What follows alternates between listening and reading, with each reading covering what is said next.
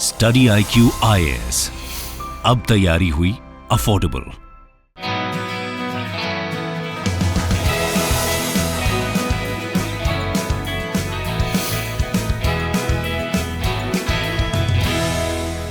नमस्कार, मैं दिव्यांशी और आज मेरे साथ इस इंटरव्यू सेशन में जुड़े हैं आयुष, जिन्होंने UP sub inspector examination 2021 examination clear किया है। साथ ही में इन्होंने बिहार सब इंस्पेक्टर एग्जामिनेशन 2020 भी क्लियर किया है and currently he is working as assistant co pilot in railways.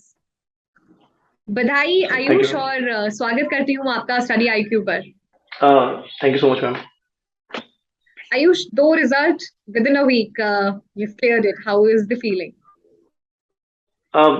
It was definitely great, overwhelmed and much waited.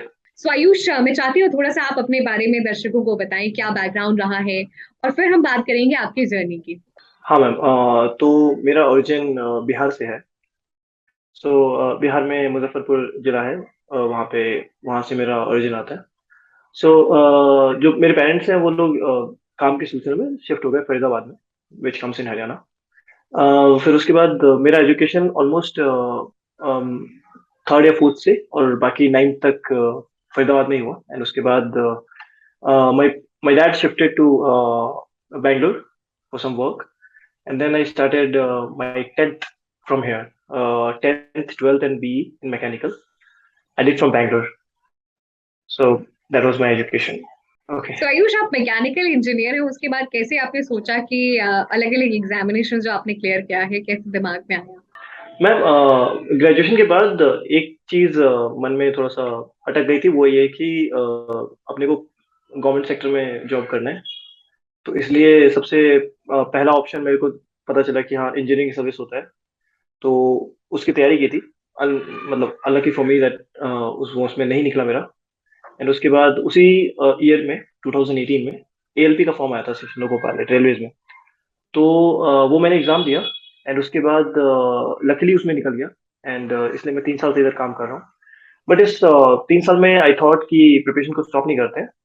जो एक बार मोमेंटम पकड़ लिया उसको मोमेंटम को पकड़ के थोड़ा थोड़ा करते रहते हैं।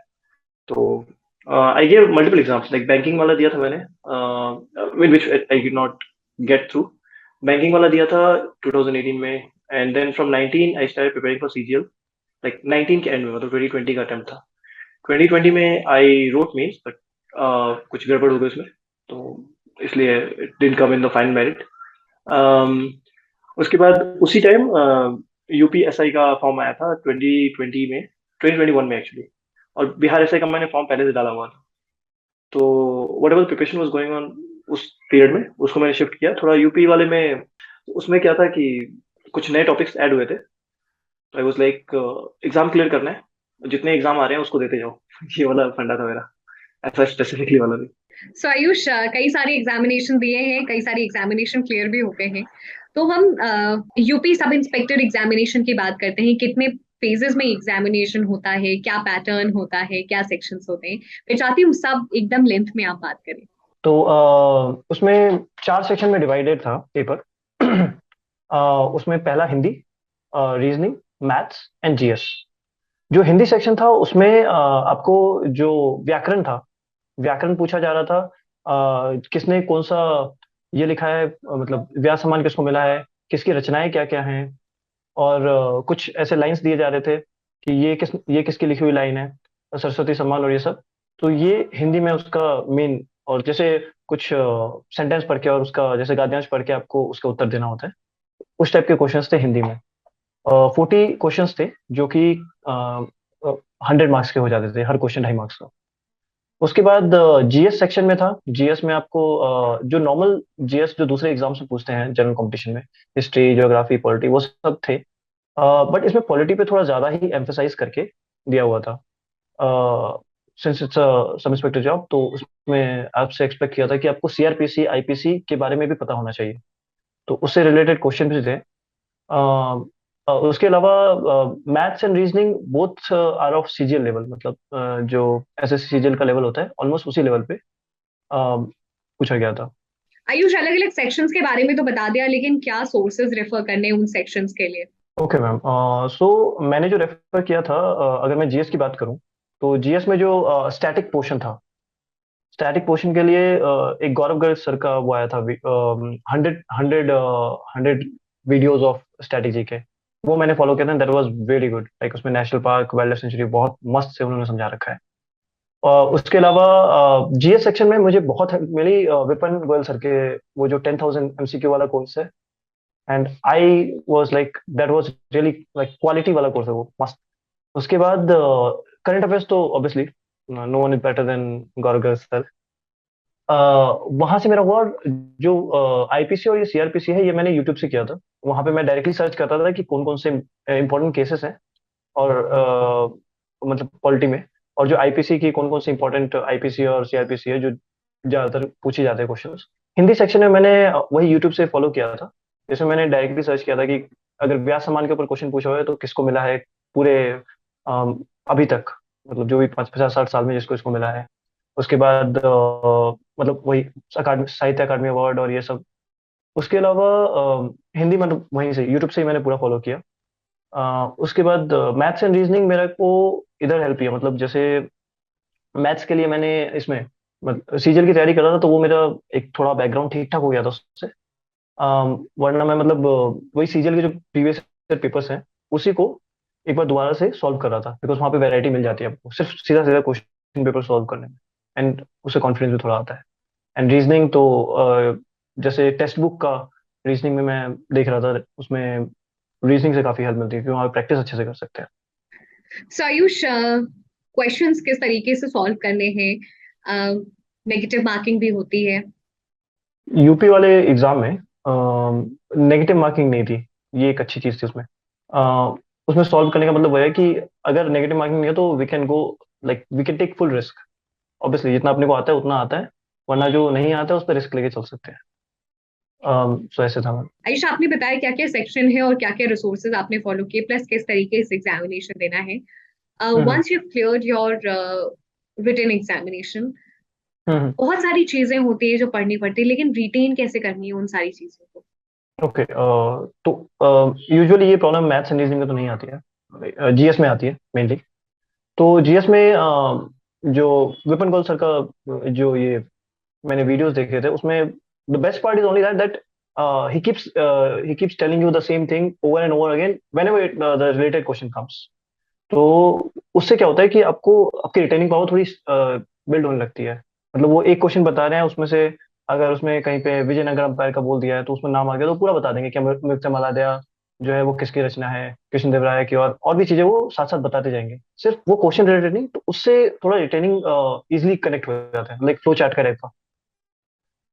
और once you start getting to know about it, मतलब जब आपको उस तरह से पढ़ने की आदत हो जाती है, तो फिर आप हर चीज में ऐसे ज्वाइन करने लगते हो, एक एक खुद से भी ज्वाइन करने लगते हो। वो वहां पे थोड़ी सी हेल्प मिली मेरे को। सो आयुष, ये तो आपने बता दिया कि किस तरीके से टेन करनी है चीजों को। Once you clear your written examination, फिर फिजिकल एग्जामिनेशन टेस्ट के लिए कैसे तैयारी करनी है? हाँ मैम, तो फिजिकल के लिए जैसे यूपी वाले में बोला था कि 4.8 किलोमीटर की रनिंग थी इन 28 मिनट्स। यस। सो उसमें डिस्टेंस कैलकुलेट करके उसके बाद उसमें सिर्फ रनिंग थी। तो उसमें अपन वैसे टारगेट कर रखे थे कि पहले जितना होता है स्लोली उस स्टेमिना को बिल्ड, मतलब सिंस वंस यू मतलब you given the exam, you will know कि आइडिया लग जाता है कि ये एग्जाम क्लियर हो सकता है या नहीं। एंड अगर आपको लगता है कि वो क्लियर हो जाएगा, उसके बाद you can go for the next step. जैसे फिर मैं फिजिकल की तैयारी करने के लिए कहीं पास में पार्क है, तो I use to take like the park is around 1600 metres, मतलब सॉरी 1800 मीटर्स।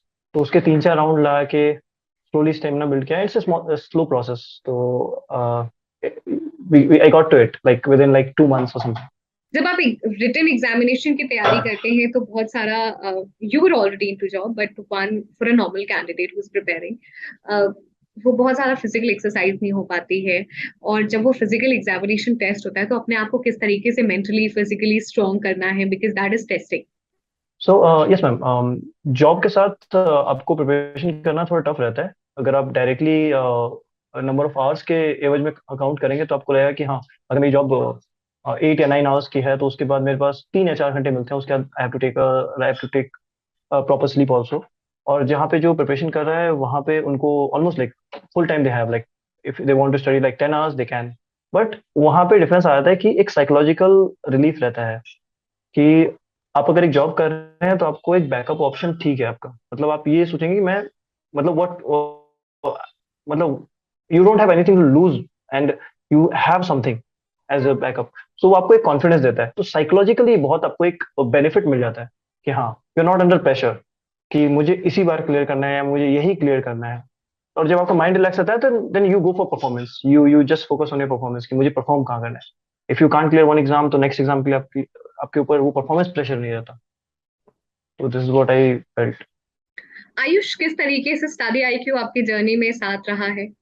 हाँ, so the thing is study IQ was an integral part of my preparation. It was always, क्योंकि उसमें क्या था कि गौरव गर्ग सर का तो पहले मैं इस पे यूट्यूब पे उनका करंट अफेयर्स आता था, तब से मैं फॉलो कर रहा था and I got to know कि हाँ, it was rich content, it is a very rich content what he provides. So उसके बाद once I discovered that I, मतलब उन्होंने फिर जब पेड कोर्स पे शिफ्ट किया था तो मैंने वहां पे जाके उनको फॉलो करा था and then I got to know about Vipin Goyal sir, जब उनका इनिशियली यूट्यूब पे क्लास आ रहा था and I was like okay, even sir is like really good about it. तो the way they teach, like Gaurav sir और विपिन गोयल सर, इन लोगों को मेनली मैंने फॉलो किया है। और इन लोगों का जो पढ़ाने का तरीका है ये मतलब काफी रिलेटेबल लगता है मुझे, मतलब easy to understand obviously and काफी रिलेटेबल, एंड बीच में जो मोटिवेशन की बात करते हैं that that gives a boost. And my preparation like apart from this one reasoning and maths which I follow from directly from YouTube, जो GS section में मेरा मोस्ट ऑफ द जो सेक्शन था, मोस्ट ऑफ द पार्ट है वो study IQ से ही मुझे strong करने का मौका मिला। Thanks a lot, Ayush, and we are very glad that we could have been part of your success story. कुछ final tips, suggestions सभी के लिए देना चाहेंगे? करते रहो, अगर आपको जहां से सही आपको एक सोर्स मिल जाता है। अभी लिटरली मतलब मेरे से कुछ लोग पूछ रहे हैं जो मेरे फ्रेंड्स एंड जो फ्रेंड्स एंड नोन पीपल और सम अननोन पीपल आल्सो कि भाई प्रिपरेशन कैसे किया आपने। तो I tell them the exact thing what I did. I was like GS पढ़ना है, you follow Study IQ. Current affairs पढ़ना है गौरव गर्ग सर का। आई कांट, मैं अगर स्टेट पीसीएस के नीचे मतलब आप सब इंस्पेक्टर पोस्ट तक के लिए, लेवल 6 पोस्ट के लिए, सीजीएल के लिए या फिर बैंकिंग के लिए अगर प्रिपेयर कर रहे हैं तो उसमें I think study IQ is very much sufficient. IAS का मुझे पता नहीं है क्योंकि मैंने अभी तक उसका प्रिपरेशन स्टार्ट नहीं किया है, which I'm planning. So if you just follow one stuff and which is good, about study I can tell because I have personally followed it. So and वो मेरे को एक बेनिफिट मिलता था क्योंकि मैं ना बुक से मेरी जॉब के कारण हमें आउट स्टेशन जाना पड़ता है, तो मैं बुक हर जगह कैरी नहीं कर सकता था। तो मोबाइल से it was very easy and very convenient to do that. And Thanks इफ a lot, Ayush, and we are people very keep on glad that you working, joined us in this interview session. And we wish you good health, good luck, and all the best for your all future endeavors. Thank you. thank you so much, ma'am. Study IQ IAS, अब तैयारी हुई affordable.